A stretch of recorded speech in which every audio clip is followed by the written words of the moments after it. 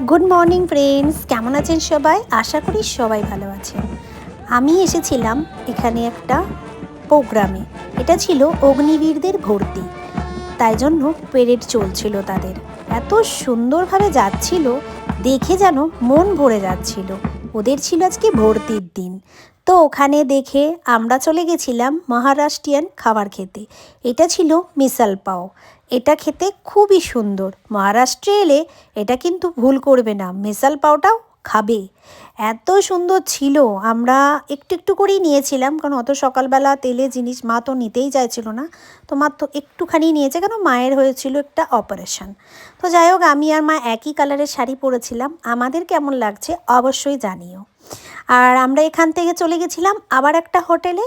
সেখানে গিয়ে আমরা অন্য খাবার খাবো বলে গেছিলাম। তো দেখো, হোটেলটা খুবই হাইফাই ছিল, খুবই সুন্দর ছিল। আর এই রাধাকৃষ্ণের ছবিটা আমার তো খুবই পছন্দ হয়েছে। আর আমি দেখছিলাম উপর দিকটাও দেখো ঝাড় লাগানো আছে লাইটের, এত সুন্দর ছিল হোটেলটা। আর দেখো মেনু কার্ডের উপরেও পর্যন্ত রাধাকৃষ্ণের ছবি ছিল। আর এটা ছিল আমার কর্তামশাই, বরমশাই এখন মায়ের থেকে আমাকে একটু মানে কমিয়ে দিচ্ছে, মা এতটা খেতে পারবে না। তো বরমশাইকে এজন্য দেখায়নি, কারণ ও ছিল বর্দিতে। ফৌজে বর্দি দিয়ে ছবি ছাড়া ভিডিও বানানো এগুলো বারণ আছে, তাই জন্য ওর ফটোটা নেওয়া হয়নি। আর এটা ছিল ইডলি সাম্বার খাচ্ছিলাম।